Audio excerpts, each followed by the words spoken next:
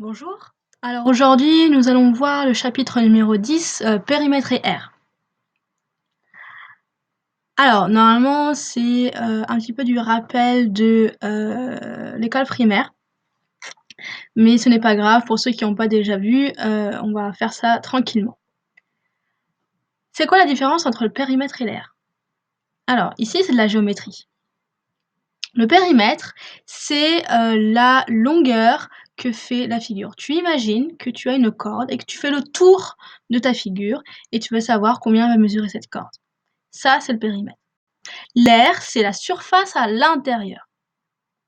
Par exemple, si tu veux mettre sur ton mur, dans ta chambre si tu veux mettre de la peinture, par exemple, si tu veux repeindre ton mur, tu vas calculer l'aire de ton mur. Par contre, si tu veux, par exemple, mettre une guirlande et que tu veux qu'elle fasse le tour de ton mur, vraiment comme un cadre, de haut en bas et du sol au plafond, tu vas calculer le périmètre. Alors, grand 1, périmètre d'une figure. Petit 1, rappel sur les unités de longueur. Donc ici, on va avoir besoin de ce petit tableau, donc je te l'ai remis, mais normalement tu l'as déjà vu, de conversion des unités de longueur. Donc pour rappel, tout à droite, tu as les millimètres, juste avant les centimètres, avant les décimètres, avant les mètres, ensuite les décamètres, les hectomètres et les kilomètres. Donc la notation pour aller plus vite, millimètre c'est 2m, centimètre c'est cm, décimètre c'est dm, pour ne pas le confondre avec le décamètre qui est DAM, le mètre c'est m, hectomètre c'est hm et kilomètre c'est km. Ce tableau il va nous être utile pour convertir les longueurs. Pourquoi? Parce que lorsque tu vas devoir, par exemple, mesurer le périmètre d'une figure, enfin calculer plutôt le périmètre d'une figure, si tu as des longueurs qui ne sont pas dans la même unité, tu vas devoir tout convertir. Imagine, tu vois la petite figure F là qui est en dessous. Là, on a de la chance, toutes les mesures sont en centimètres. Mais si j'avais voulu te piéger ou si un exercice avait voulu te piéger et te mettre une des mesures en millimètres, par exemple, il aurait fallu que tu convertisses tout. Donc c'est important que tu connaisses ce tableau par cœur. Pour convertir, c'est très simple. Ici, tu as un seul chiffre par colonne. Donc, ce qui compte, c'est le chiffre des unités. Exemple ici, tu as 415 décamètres. C'est quoi le chiffre des unités? C'est le 5. Donc c'est ce chiffre-là que je vais mettre dans la colonne des décamètres. Donc je mets le 5. Et ensuite, je mets mes chiffres des dizaines à gauche et mes chiffres des centaines, de nouveau encore à gauche. Donc j'ai écrit mon 415 décamètres. Une fois que je l'ai mis dans mon tableau, je vais pouvoir convertir ce 415 décamètres en mètres, en décimètres, en centimètres, en millimètres et même en kilomètres. Alors, on va commencer par kilomètres. Si je veux convertir ce 415 décamètres en kilomètres, je regarde où se trouvent les kilomètres. Les kilomètres, c'est ici. Donc celle-là, finalement, du coup, c'est là que je veux maintenant mes unités. Donc je vais mettre une virgule juste à la fin de ma colonne. Donc ça va me faire 4 km,15. Si je veux convertir ce 415 décamètres en hectomètres, les hectomètres c'est ici, et donc du coup, je veux que maintenant ça soit ça mon chiffre des unités, donc je vais mettre une virgule ici, entre le 1 et le 5, donc ça va me faire 41 hectomètres,5. Si je veux maintenant transformer ce 415 décamètres en mètres, donc ici, le problème, c'est qu'il n'y a rien dans la case mètre. Donc, je vais rajouter des zéros. Tu as le droit de rajouter autant de zéros que tu as besoin, soit à droite du nombre, soit à gauche du nombre. Ici, c'est à droite. Donc, je rajoute un zéro. Et je veux que maintenant, ce zéro, ça soit lui le chiffre des unités. Donc, ça va me faire 4150 mètres. Si je veux transformer ça en millimètres, les millimètres c'est ici, c'est la dernière colonne. Donc je vais rajouter un 0 et je vais rajouter des zéros au milieu là, parce qu'il ne peut pas y avoir de vide. Donc je vais rajouter tout plein de zéros jusqu'à coller mon chiffre 5. Et donc après, je vais lire mon nombre qui va se transformer en 4 150 000 millimètres. Deuxième exemple, 377 millimètres. Pareil, mon chiffre des unités c'est 7, donc je vais mettre le 7 dans ma dernière colonne. Donc je vais mettre mon 7 dans la dernière colonne, qui est le chiffre des unités. Et je vais écrire le 7 des dizaines et le 3 des centaines. Et donc du coup, ce 377, si je veux le convertir par exemple en, je vais pas le convertir avec des mesures plus petites parce que le plus petit c'est millimètres. Enfin, il existe des choses plus petites que millimètres, mais c'est pas à ton niveau. Donc par exemple, si je veux le convertir en mètres, les mètres c'est ici, il n'y a pas de chiffre, donc je vais rajouter le chiffre 0 et je vais faire en sorte que ce chiffre 0, ça soit le chiffre des unités. Donc ça sera 0,377 mètres. Si je veux transformer ces 377 millimètres en kilomètres, les kilomètres c'est ici, donc je veux que mon chiffre des unités soit ici, donc je vais mettre un 0, et vu que je ne peux pas avoir de vide ici, dans toutes ces cases-là, je vais mettre des zéros partout, jusqu'à coller mon nombre, et donc du coup ça va faire 0,000377 kilomètres. Alors, petit 2, notion de périmètre. Le périmètre d'un polygone, pardon, et la longueur de son contour exprimée dans une unité de longueur donnée. Donc par exemple, cette figure-là, qui est un peu bizarre, je veux son périmètre, c'est-à-dire le tour. Tu imagines que c'est un champ et je veux savoir combien mesure tout le grillage, ou par exemple tu prends une corde et tu fais le tour de ton pré et tu reviens au point de départ, combien est-ce que de cordes tu auras tiré. Donc tout simplement, comment on calcule le périmètre? Il suffit d'additionner en fait toutes les mesures de tous les côtés. Donc tu vas faire 7, plus 5, plus 3, plus 4, plus 12. C'est aussi simple que ça. Il faut juste par contre faire très attention, comme je te l'ai dit tout à l'heure, mais je le répète, que toutes les mesures qu'on te donne soient bien toutes dans la même unité. Ici, c'est tout en centimètres, donc c'est bon. Si tu as des choses en mètres et d'autres choses en kilomètres, il faut tout mettre, par exemple, en mètres. Si tu as des choses en millimètres et d'autres en centimètres, et ben, tu mets tout en millimètres. Peu importe dans laquelle tu choisis entre les deux, je te conseille, mon petit conseil à moi, c'est de tout mettre dans l'unité la plus petite. C'est-à-dire que si tu as des centimètres et des millimètres, mets tout en millimètres, c'est plus facile. Si tu as des kilomètres et des mètres, c'est plus facile de tout mettre en mètres pour éviter d'avoir des 0,000. Voilà. Ensuite, il y a des figures un peu particulières qu'on a déjà vues, donc les quadrilatères. Parmi ces quadrilatères, on va en voir deux ici, le carré et le rectangle. Alors, pour le carré, c'est quoi la spécificité d'un carré? Donc effectivement, c'est un quadrilatère qui a 4 angles droits et qui a 4 côtés de même longueur. Donc si je veux calculer son périmètre, pour aller un peu plus vite, en fait les formules qu'on te donne, c'est juste pour aller un peu plus vite.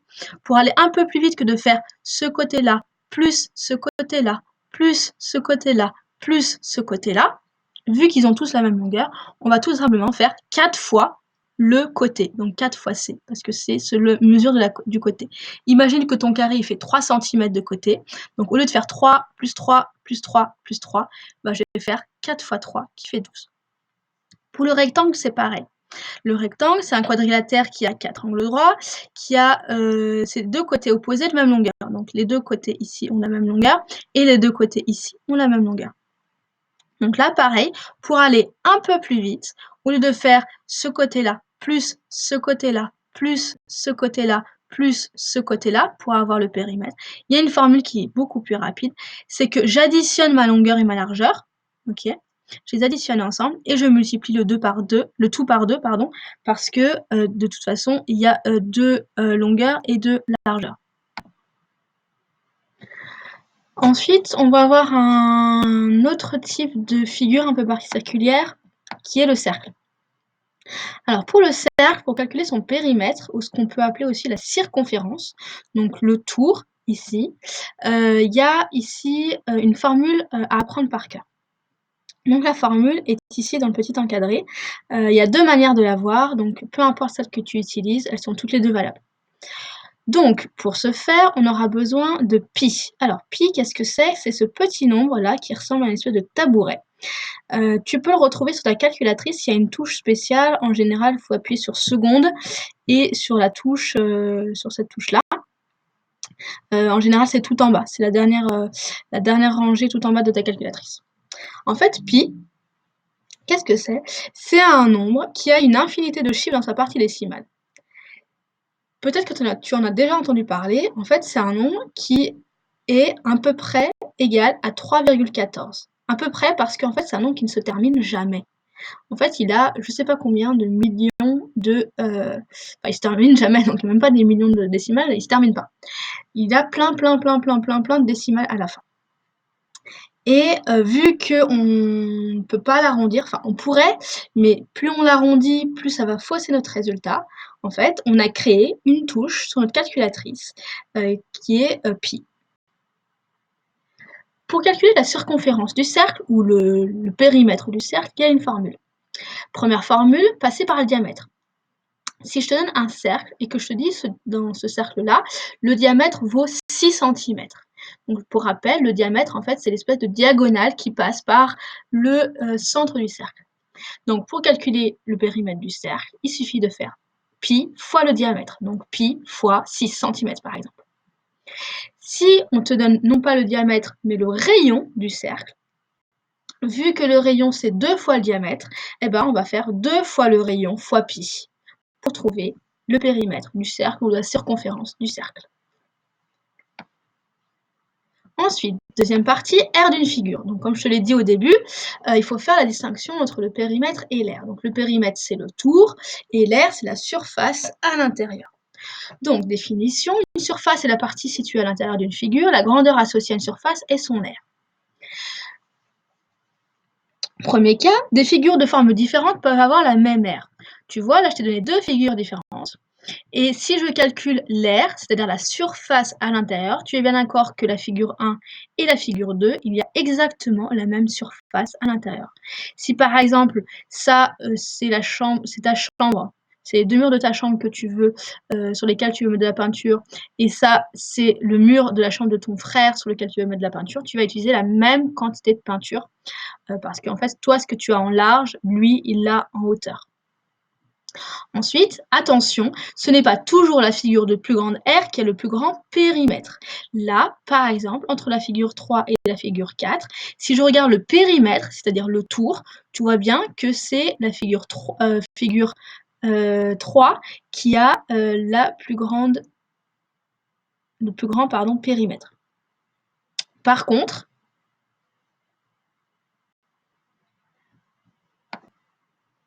non, en fait, je viens de te dire une bêtise. Donc, entre la figure 3 et la figure 4, donc c'est la figure 4 qui a un périmètre plus grand, tu vois, j'aurais besoin d'un peu plus de ficelle pour faire le tour dans la figure 4 que dans la figure 3, parce qu'il y a un petit crochet ici supplémentaire. Mais si je veux l'air, donc la surface à l'intérieur, j'aurais besoin d'un peu plus de peinture pour colorer la figure 3 que la figure 4. Donc, ce n'est pas forcément la figure qui a le plus grand périmètre qui a la plus grande aire. Ensuite, petit 2, unité d'air. Donc ici, on va parler de comment est-ce qu'on exprime des aires. Donc on te dit l'unité légale et usuelle d'air est le mètre carré. Donc en gros, ça veut dire que habituellement, dans la plupart des cas, l'unité qu'on utilise, ce sont les mètres carrés. Un mètre carré, donc le petit 2 là en haut à droite, ça veut dire mètre carré. Un mètre carré est l'aire d'un carré dont le côté mesure 1 mètre. Donc par exemple, si je te donne un carré qui mesure, je ne sais pas, si je reprends la formule juste avant là, hop, tac, ici. Si je te prends un carré qui mesure 2 cm ici et 2 cm ici, je veux calculer son aire, donc je vais faire 2 fois 2. Donc l'aire c'est l'intérieur, donc on va le voir après, juste ici la formule là, côté fois côté, 2 fois 2, donc ça va me faire 4 cm carrés. Donc les unités, c'est toujours c'est le même tableau qu'avant, sauf qu'on met un petit 2 ici en haut à droite. Donc millimètre carré, centimètre carré, décimètre carré, mètre carré, décamètre carré, hectomètre carré et kilomètre carré. Ce qui va changer aussi par rapport au premier tableau qu'on a juste au-dessus, c'est que cette fois-ci, on va avoir deux chiffres à chaque fois dans chaque colonne. Tu vois bien que chaque colonne est divisée en deux. Ensuite, autre chose, petite règle, pour mesurer la surface d'un terrain de terre agricole ou forestière, on utilise des unités d'aire spécifiques appelées unités de mesure agraire. Alors, souvent, par exemple, si je veux, par exemple, l'aire du mur qui est en face de toi, là, dans ta chambre, souvent, on va le donner en mètres, parce qu'on a tendance à calculer, à mesurer ton mur en mètres. Si, par exemple, je veux la surface ou l'aire de la feuille blanche qui est à côté de toi, eh ben, l'unité de mesure que je vais utiliser, c'est le centimètre, parce qu'en général, on a tendance à mesurer une feuille en centimètres. Si je veux la surface de la France, Si je veux la surface de la France, eh ben, vu qu'on a tendance à donner les mesures en kilomètres, eh ben, je vais utiliser les kilomètres carrés. Par contre, pour les grandes surfaces, tout ce qui est surface de terrain, etc., même au-delà des kilomètres, on va utiliser les arts et les hectares. Ce sont des unités pour lesquelles on n'a pas forcément l'occasion d'utiliser et qui sont un peu plus rares parce que c'est plus grand en fait que le kilomètre. C'est vraiment au-delà. Donc ça à apprendre par cœur. Un art, c'est égal à 100 mètres carrés. Et 1 hectare, c'est égal à 10 000 mètres carrés. Ensuite, maintenant, pour convertir, comme le principe précédent, si on veut convertir des choses qui sont en mètres carrés, qu'on veut les transformer en kilomètres carrés, si on a des choses en millimètres carrés qu'on veut convertir en mètres carrés, etc., on va utiliser le tableau. Alors, on l'a vu pour le périmètre juste avant, on mettait le nom dans le tableau et ensuite on mettait une virgule au bon endroit ou on rajoutait des zéros. Là, c'est exactement le même principe, sauf que ce qui change, c'est attention ici, il y a 2 chiffres par unité. Il y a 2 chiffres par colonne. Tu vois bien que là, dans millimètres, j'ai 2 cases, dans centimètres, j'ai 2 cases, dans décimètres carrés, j'ai 2 cases, et dans mètres carrés, j'ai 2 cases. Donc, par exemple, le nombre 14 235,6 cm², si je veux le convertir en mètres carrés, eh ben, comme tout à l'heure, je vais regarder le chiffre des unités, donc le chiffre des unités, c'est 5, donc je vais mettre 5 dans la case des centimètres carrés. Sauf que dans la case des centimètres carrés, il y a 2 cases, enfin dans la colonne, il y a 2 cases. Eh ben, je vais la mettre dans la case la plus à droite, ici, le 5. Et après, je vais réécrire tout mon nombre correctement. Et là, je vais pouvoir convertir maintenant ce nombre en ce que je veux. Si je veux le convertir, par exemple, en mètres carrés, les mètres carrés, c'est ici. Le chiffre des unités, donc celui qui est le plus à droite, c'est là, ici. Donc ça va faire 1,42 356 mètres carrés. Si je veux convertir ça en décimètres carrés, c'est ici. Le chiffre qui est le plus à droite des unités, c'est ici, c'est le 2. Donc je vais mettre une virgule à la fin. Donc ça fera 142 décimètres carrés, 356. Si je veux convertir ça maintenant en millimètres carrés, donc millimètres carrés, c'est ici. Donc je regarde mes 2 colonnes, donc je regarde le chiffre qui est le plus à droite, il n'y a pas de chiffre, donc je vais devoir rajouter, comme tout à l'heure, des zéros. Je rajoute un 0 ici, donc ça va me faire, tac, 1 423 560 millimètres carrés. Même principe ici, je veux convertir 12 kilomètres carrés. Donc pour le mettre dans mon tableau, je regarde mon 12, quel est le chiffre des unités? C'est 2. Donc je vais mettre le 2 dans la colonne de droite, ici dans la colonne, je regarde déjà la colonne des kilomètres carrés, je vais mettre dans la colonne de droite, ici 2, et je rajoute le 1. Maintenant, si je veux convertir ça en mètres carrés, ben, mètres carrés, c'est ici. Je vais regarder la colonne de droite, ici, normalement elle est vide, parce que j'ai écrit que 12, et donc, comme tout à l'heure, je vais rajouter autant de zéros que nécessaire pour raccrocher, entre guillemets, le wagon, ici, du 12. Si je veux convertir ça en hectomètres carrés, bah pareil, ici hectomètres carrés c'est ici, la colonne de droite elle est ici, donc je vais mettre un 0 et je vais rajouter plein de zéros pour raccrocher mon wagon à 12. Ensuite, les aires des polygones un peu particuliers. Donc là on va avoir certains polygones un peu spécifiques et voir comment est-ce qu'on peut calculer leur aire. Donc pour le rectangle, c'est très simple. Donc pareil, là ces formules sont à apprendre par cœur. Pour calculer la surface à l'intérieur d'un rectangle, eh ben, on va faire longueur fois largeur, multiplier les deux. Pour l'aire d'un carré, on va faire côté fois côté. Pour l'aire d'un triangle rectangle, on va faire côté fois côté divisé par 2. Alors, on va faire les deux côtés en fait qui sont autour de l'angle droit. Pourquoi? Parce qu'en fait, si tu regardes bien, un triangle rectangle, qu'est-ce que c'est? En fait, c'est la moitié d'un rectangle. C'est comme si on avait pris tout un rectangle et qu'on avait cassé en deux, qu'on avait pris que la moitié.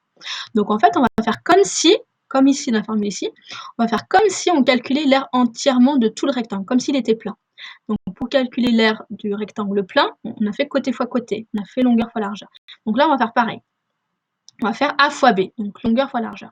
Sauf que vu que je prends que la moitié, eh ben je divise le tout par 2. Et pour les triangles quelconques, eh ben, on va devoir utiliser la hauteur. Donc on a déjà vu ensemble qu'est-ce que c'est. Donc pour rappel, la hauteur c'est une droite qui passe par un sommet et qui est perpendiculaire à une base. Donc pour un triangle quelconque, on a souvent une hauteur ici et le côté qui est perpendiculaire à cette hauteur-là. Okay, on a besoin de ces deux choses-là.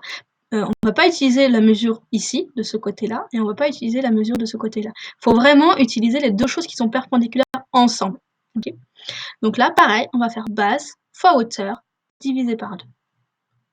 Attention, comme tout à l'heure, les dimensions des figures doivent être exprimées dans la même unité. C'est-à-dire qu'ici, il faut que les deux choses soient dans la même unité. Si dans un rectangle, on te donne un truc en centimètres et l'autre en millimètres, il faut tout mettre en millimètres. Si tu as une mesure en mètres, une autre en centimètres et une autre en millimètres, eh ben, il faut tout mettre, par exemple, en millimètres. Il faut absolument que tout soit dans la même unité. Ensuite, petit 4, l'aire d'un disque. Alors, en gros, c'est un cercle. Sauf que là, vu qu'on regarde l'intérieur du cercle, on appelle ça un disque. Donc le mot cercle est utilisé lorsqu'on regarde le périmètre et le mot disque est utilisé lorsqu'on regarde l'intérieur, c'est-à-dire l'aire. Donc l'aire d'un disque de rayon R s'obtient en multipliant le nombre pi par le produit du rayon par lui-même. Donc là, pareil, tu as une formule à apprendre par cœur. Lorsque je veux calculer la surface qu'il y a à l'intérieur, donc imagine que, je sais pas moi, tu as tracé un cercle sur ton mur en face de toi, d'un certain rayon, et tu veux mettre de la peinture à l'intérieur, et tu veux savoir quelle quantité de peinture il faut acheter. Donc là, pour avoir la surface à l'intérieur, il y a une formule à utiliser qui est toute simple. C'est pi fois le rayon fois le rayon. Donc on appelle ça le carré. Quand on multiplie deux fois la même chose ensemble, on appelle ça un carré. Mais ça, c'est plus au programme de 4e, mais je t'en parle quand même. Tu n'es pas obligé de le retenir. Donc, le plus important, c'est de retenir que tu multiplies pi fois le rayon fois le rayon. Donc par exemple, si là je te donne un disque qui a pour rayon 2 cm, et ben pour savoir la surface à l'intérieur, tu vas faire pi fois 2 fois 2. Tu fais ça à la calculatrice et elle va te donner le résultat en centimètres carrés vu que la longueur que je t'ai donnée est en centimètres carrés. Enfin en centimètres. Ensuite, maintenant comment je fais pour trouver l'aire d'une figure? Donc, soit petit 1, tu appliques une formule. Si c'est un disque, tu appliques cette formule-là. Et si c'est un carré, tu vas appliquer cette formule-là. Si c'est un triangle rectangle, tu vas appliquer cette formule-là, etc., etc. Par contre, si c'est aucune de ces formes-là, si c'est ni un carré, ni un rectangle, ni un triangle, ni un cercle, ou ni un disque. Plusieurs méthodes. Première méthode, tu vas utiliser un pavage. Donc ici, juste par exemple, on va te dire que là, le petit carreau correspond à 1. Donc ici, je veux l'aire de toute cette figure-là. Donc je vais compter le nombre de carreaux. 1, 2, 3, 4, 5, 6, 7 et demi. Donc ici, cette figure a pour aire 7,5. Et autre façon de faire, ici par exemple, je veux l'aire de cette petite figure qui est un peu bizarre, ici. Tu vois bien que c'est une espèce de rectangle auquel on a enlevé un petit bout. Tu vois, on a enlevé le petit bout en haut à droite. Donc pour trouver l'aire, ce que je vais faire, je vais calculer le rectangle comme s'il était plein, comme s'il ne manquait pas le petit bout, là, ici, là. Donc comment je fais pour calculer le rectangle comme s'il était plein? Eh ben, la formule de l'aire du rectangle, c'est côté fois côté, c'est longueur fois largeur. Donc ici, la longueur vaut 9. Je ne vais pas prendre le 6 ici parce que c'est pas toute la longueur ici. Tu vois, il manque un petit bout. Donc toute la longueur, c'est 9. Et toute la largeur, c'est 7. Donc je vais faire 7 fois 9, ce qui me fait 63 cm². Donc ça, c'est l'aire du rectangle s'il avait été complet. Maintenant, je vais calculer l'aire du petit rectangle qui nous manque, là, ce qui est en blanc, ce qui manque ici. Donc, maintenant, à moi de savoir combien mesure la longueur et la largeur. Donc, vu qu'un rectangle, eh ben, tu vois, la longueur ici, c'est la même en haut et en bas, vu que c'est un rectangle. Vu qu'en bas, c'est écrit 9, et en haut, c'est écrit 6. À ton avis, le petit bout qu'on a enlevé combien de centimètres? Ben, on a enlevé 3 centimètres. Parce que qu'est-ce qui manque à 6 pour aller à 9? Il manque 3. Donc ici, le petit bout, ici, là, que je te mets en bleu, c'est 3 centimètres. Pareil, ici, en hauteur, là, la largeur, si tu préfères. Tu vois bien que ici, toute la largeur, c'est 7 cm. Ici, c'est 7 cm. Et là, en face, si ça avait été plein, ça ferait 7 cm. Mais là, on a juste un petit bout qui fait 5. Donc, à ton avis, combien il mesure le petit bout qu'on a enlevé ici? Il mesure 2. Donc, c'est le petit bout que je t'ai mis ici en dessin. On a enlevé un petit rectangle qui mesure 2 cm sur 3 cm. Mais ce petit rectangle qu'on a enlevé, quelle est sa surface? Quelle est son aire? Eh ben, j'applique de nouveau la formule qu'on a vue juste ici, là. Donc la formule pour calculer l'aire d'un rectangle, bah, c'est côté fois côté, donc 2 cm fois 3 cm, ce qui fait 6 cm². Pense bien à mettre centimètres carrés à chaque fois quand c'est des aires. Maintenant que j'ai l'aire du rectangle en entier, comme s'il avait été plein, et l'aire du petit rectangle que j'ai enlevé, comment je fais pour trouver l'aire finalement de la véritable figure F ici? Eh ben, je vais soustraire. Je vais prendre l'aire complète moins l'aire du petit carré. Donc je vais faire 63 moins 6, ce qui fait 57 cm².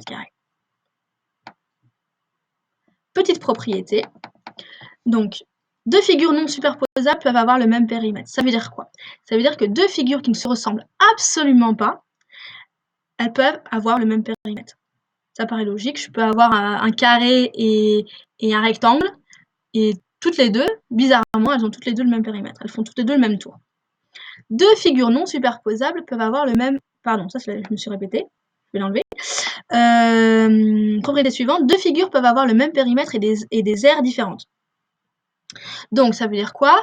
Ça veut dire que je peux avoir deux figures qui ont le même aire, mais quand je vais calculer les aires, elles ne vont pas avoir le même aire.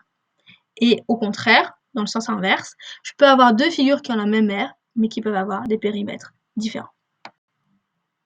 En dessous, je t'ai mis un petit récapitulatif avec, c'est ce qu'il y a déjà dans la leçon, mais c'est un tableau récap, avec à gauche le nom des figures, donc les figures de base qu'on rencontre le plus souvent, donc le rectangle, le carré, le triangle, le triangle quelconque et le cercle ou le disque. Pour rappel, le cercle, c'est le mot qu'on utilise lorsqu'on calcule le périmètre, et le disque, c'est le mot qu'on utilise lorsqu'on calcule l'aire. Et la première colonne, ce sont les formules pour calculer le périmètre, et la deuxième colonne, les formules pour calculer l'aire.